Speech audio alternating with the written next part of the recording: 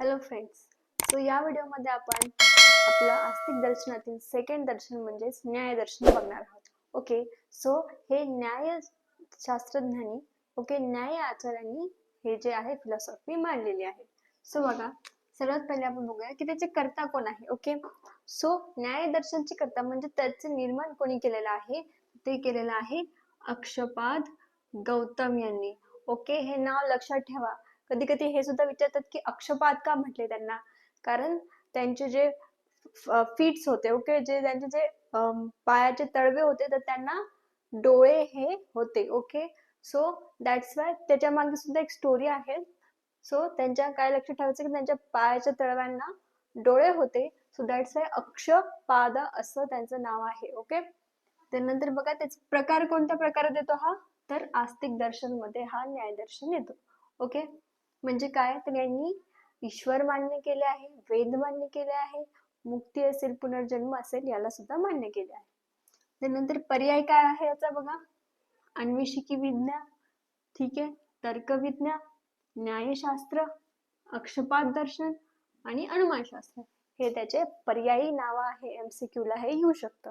Okay, त्यानंतर आता बघा मुख्य ग्रंथ, म्हणजे हे जे न्याय दर्शन आहे ते कोणत्या ग्रंथातून घेतला आहे, अक्षपाद गौतमनी लिहिलेला ग्रंथ तो म्हणजे न्यायसूत्र हा ग्रंथ आहे. ओके, आणि नंतर काय भाष्य ग्रंथ. भाष्य ग्रंथ म्हणजे काय की कमेंटेटर्स, म्हणजे टीकाकारांनी त्यांच्यावर टीकाकारांनी ग्रंथ लिहिले आहे. सो ते ग्रंथ सुद्धा लक्षात ठेवायचे आहे आपल्याला. वाचस्पती मिश्रकृत, उदयनाचार्य कृत आणि वाहायांना कृत. ओके, हे सुद्धा लक्षात ठेवायचं आहे, MCQ ला बाय चान्स येऊ शकतो. तर मग आता पदार्थ, पदार्थ यांनी किती सांगितले आहे न्याय दर्शनाने, बघा सांख्य दर्शनाने 25 सांगितले होते, पण न्याय दर्शनाने सांगितले आहे 16 पदार्थ. 16लाच संस्कृत मध्ये षोडश असं म्हणतात. सो षोडश पदार्थ सांगितले आहे. कोणकोणते आहे ते बघा आता. ठीक आहे, फर्स्ट आहे प्रमाण, नंतर प्रमेय, नंतर संशय. ओके, संशय, ठीक आहे, शब्दाचा जसा तसा तो अर्थ आहे. ठीक आहे, प्रयोजन, काहीतरी प्रयोजन करणे. ओके, दृष्टांत, सिद्धांत, अवयव, तर्क, लॉजिक लावणे बघा, निर्णय घेणे. ठीक आहे, वाद, जल्प, वितंडा. ठीक आहे, वितंडा म्हणजे एक आर्ग्युमेंटिव्ह कम्युनिकेशन म्हणू शकतो. ठीक आहे, हेत्वाभास, छल, जाती आणि निग्रह स्थान. ओके, सो हे लक्षात का ठेवायचे, कारण MCQ मध्ये येऊ शकतो की वितंडा हा पदार्थ कोणी सांगितला आहे, सो न्याय दर्शनाने. आणि असं पण येऊ शकतं की 16 पदार्थ कोणी सांगितले आहे, सो न्याय दर्शनाने. ओके, असं ते आहे. ठीक आहे, आता प्रमाण किती सांगितलंय न्याय दर्शनाने, टोटल 4 सांगितले आहे. कोणते कोणते, अर्थोपदेश प्रमाण, प्रत्यक्ष प्रमाण, अनुमान प्रमाण आणि उपमान प्रमाण. ओके, ह्याचे प्रमाण म्हणजे काय की टेस्ट करणे. ओके, की त्याचे ग्रंथ आहे त्यांनी जे सांगितले आहे ते बरोबर आहे की नाही, सो त्यांनी हे प्रमाण मांडलेले आहे. ओके, 4. तर प्रमेय किती सांगितले, 12. प्रमेय म्हणजे काय होतं, बघा आपण बघितलं होतं PVच्या फर्स्ट लेक्चर मध्ये. सो प्रमेय म्हणजे ध्यानाचे विषय, म्हणजे ध्यान ग्रहण करायचे जे विषय आहे, जे टॉपिक्स आहे, सो ते त्यांनी किती सांगितले आहे, 12 आहेत.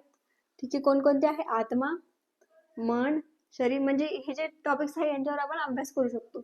इंद्रिय, बुद्धी, अर्थ, प्रवृत्ती, दोष, प्रेत्यभाव, फल, ओके, दुःख आणि अपवर्ग. ओके, एवढे 12 आहे. ठीक आहे, त्यांचं प्रयोजन काय आहे, म्हणजे की यांनी हे जो ग्रंथ सांगितला आहे, जे दर्शन सांगितलं आहे, त्याचा मोटिव्ह काय आहे त्याच्या मागचं बघा. फर्स्ट आहे मोक्ष प्राप्ती व्हावी म्हणून. ओके, त्यानंतर अत्यंतिक दुःखातून मुक्ती व्हावी यासाठी त्यांनी हे सांगितलं आहे.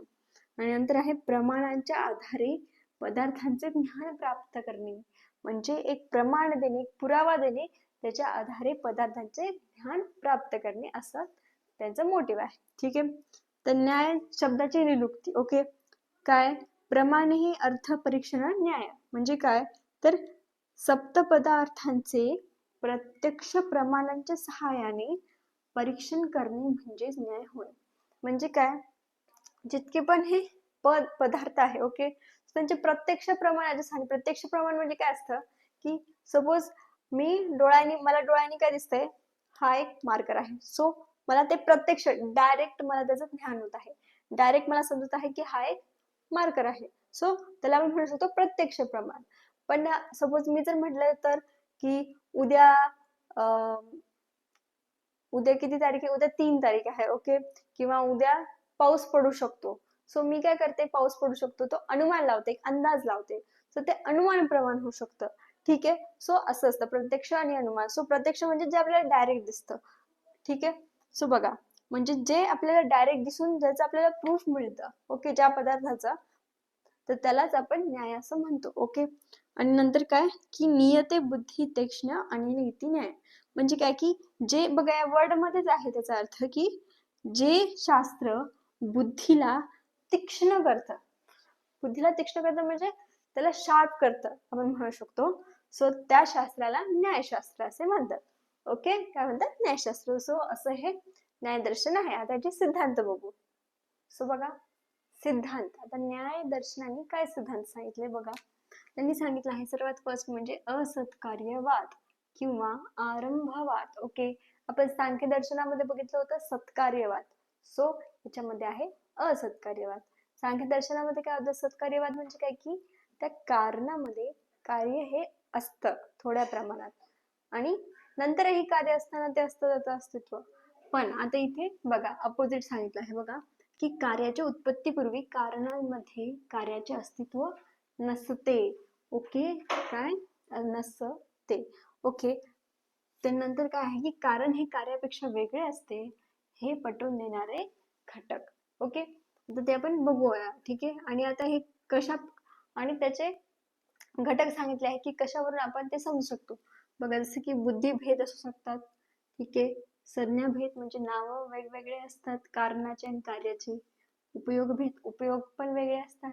ठीक आहे. आकारभेद, आकार भी वेगळे असतात. आणि संख्याभेद, संख्या पण वेगळे असतात कारणाचे आणि कारणापासून तयार झालेल्या कार्याचे. सो असं त्यांनी सांगितलंय. आता एक्झाम्पलने ते समजेल बघा. काय सांगितलं की कार्याच्या उत्पत्तीपूर्वी कारणामध्ये कार्याचे अस्तित्व नसते. ठीक आहे. आता सर्वात पहिले बघूया उदाहरण. बघा, माती. माती काय आहे, हे कारण आहे. माती काय आहे, कारण. आणि खेळणी, मातीच्या हे विटा, खेळण्या असतात. ठीक आहे. मूर्त्या असतात. सो हे काय झालं, कारण. ठीक आहे. माती, निस्त माती आहे कारण, आणि खेळणी आणि विटा आहे मातीच्या कार्य. सो बघा, यांनी सांगितले की कार्याचे म्हणजे यांचे अस्तित्व कारणामध्ये नसते. बरोबर आहे. सी, माती असते. ओके, सो त्याच्यापासून नंतर मूर्ती बनते, विटा बनते. सो ते जे मूर्ती आहे, विटा आहे का, ते काही मातीमध्ये असतात का ऑलरेडी? नसतात ना. मातीला आपण त्याच्यात पाणी टाकतो, त्याला छान हे करतो, ठीक आहे, मिक्स करतो, आणि मग त्याला बरोबर आपल्या आणि आकार देतो. ठीक आहे. कुंभार मडकं बनवतो, विटा बनवतात, सो मूर्ती बनवतात, खेळणी बनवतात. सो हे त्या मातीवर संस्कार देऊन त्याचं रूपांतर केलं जातं कार्यामध्ये. बरोबर ना. त्या मातीमध्येच आधीपासून छोट्या छोट्या विटा प्रेझेंट असतात का, मूर्त्या प्रेझेंट असतात का? नाही, ते नुसतं मातीचे पार्टिकल्स असतात. सो कार्य हे आधी मातीमध्ये म्हणजे कारणामध्ये प्रेझेंट होतं का? नाही.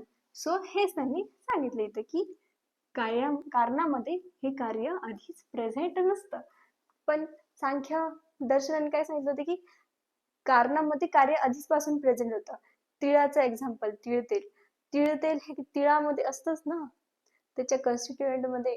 मग त्याला प्रोसेस करून मग ते तिळतेल आपल्याला प्युअर भेटतं. पण ते तिळामध्ये ऑलरेडी थोडस प्रमाणात प्रेझेंट असतं. सो हे त्याच्या अपोजिट आहे की मातीमध्ये हे जे खेळणी विटा आहेत त्या प्रेझेंट नसतात. सिंपल. हे झालं असत्कार्यवाद. ठीक आहे. त्यानंतर आहे पाकज सिद्धांत. ठीक आहे. आता दोन सिद्धांत असतात पाकज उत्पत्तीचे बघा. एक आहे पिठर पाकवाद आणि एक असतो पिलू पाकवाद. सो जो पिलू पाकवाद आहे तो न्यायदर्शनांनी मानलेला नाही, पण त्यांनी पिठर पाकवाद मानला. तर बघूया ते काय आहे की पार्थिव द्रव्यामध्ये अग्नीच्या संयोगाने रूप रस गंध स्पर्श यामध्ये बदल घडून येतो. की बघा, पार्थिव द्रव्य असतं. कोण द्रव्य म्हणजे काय की लिक्विड नाही. ओके, सो द्रव्य म्हणजे कोणतेही जे मॅटर आहे. ओके, फ्रूट असू शकतं किंवा वस्तू, हा मार्कर, हा बोर्ड, हा phone, stand, anything that is द्रव्य. ओके, झाड, पक्षी, ठीक आहे, पशु. सो ते जे आहे ते द्रव्यांमध्ये काय होतं, संयोगाने, अग्नीच्या संयोगाने बदल घडून येतो, त्यालाच पिठर पाकवाद म्हणतात. आणि तो कसा बघा, आता कार्यद्रव्याच्या अग्निशी संयोग झाल्यानंतर परमाणू सुटे न होता त्या द्रव्यामध्ये रसरूपगंध स्पर्श हे गुण येतात. ओके, आता एक्झाम्पल बघू. बघा आता हे काय उदाहरणार्थ ही आहे कैरी, कच्चा आंबा आणि त्याचं रूपांतर आंब्यामध्ये होतं. बघा कैरी असते, ओके, कधी कधी आपण कच्च थोडीशी पिकलेली नसते, ओके, पाडायला आलेले कैऱ्या म्हणतो आपण. सो त्याला आपण आणतो, ते आंबे पाडायला लागले ते ग्रीन कलरचे असतात. ओके, सो त्याला आपण जेव्हा लाकडाच्या भुसामध्ये ठेवतो, सो काही दिवसानंतर ते आपोआप पिकून जातात. ठीक आहे, आता कैरी जी होती ती कशी होती, पहिले आंबट होती, येस, आणि ग्रीन कलरची होती, बरोबर.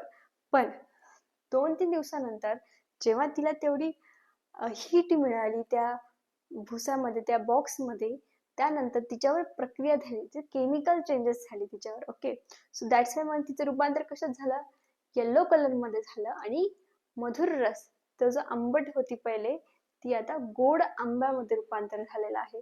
सो हे दोघं फार डिफरंट आहे आणि त्यांचं जे सर्व जे कन्स्टिट्यूंट आहे तर ते आंब्यामध्ये ट्रान्सफॉर्म झाले आहे. ओके, सो म्हणजे यांचा अर्थ असाच अर्थ आहे की रसरंध स्पर्श हे आंबा आणि कैरीचं डिफरंट होतं. ओके, सो पण अग्नीच्या सहाय्याने कैरीचे जे रसरूपगंध आहे ते आंब्यामध्ये कन्वर्ट झाले, चेंजेस झाले. सो यालाच पिठर पाकवाद म्हणतात, म्हणजे टोटली चेंज होणं. ओके, म्हणजे मोठ्या बल्क मध्ये चेंज, बरोबर. असं नाही ना की अर्धा आंबा कच्चा आहे, अर्धा आंबा पकलेला आहे, नाही, होल फ्रूट चेंज झाला. ठीक आहे, त्यानंतर आता सिद्धांत कोणते मांडले आहे यांनी 4 प्रकार मांडले आहे, बरोबर. सर्वतंत्र, प्रतितंत्र, अधिकरण आणि अभ्युपगम. हे ऑलरेडी शिकवलेलं आहे लेक्चर मध्ये सिद्धांतच्या. ओके, आणि अनुमान प्रमाणामधले 3 प्रकार यांनी सांगितले आहे.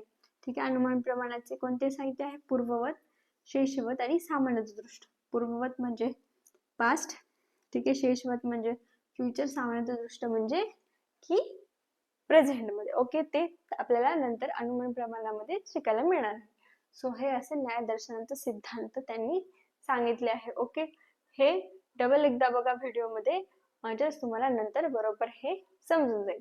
ओके, सो काही डाऊट असतील तर मला विचारत जाऊ, की काही हेल्प लागली असेल फर्स्ट इयर विषयी, फर्स्ट टर्म विषयी, मला तुम्ही कमेंट मध्ये विचारा, नाही तर इंस्टावर सुद्धा डीएम करू शकता. ओके, नोट्स पाहिजे असतील सो ते सुद्धा तुम्हाला अवेलेबल आहे, श्लोका नोटबुक सुद्धा अवेलेबल आहे.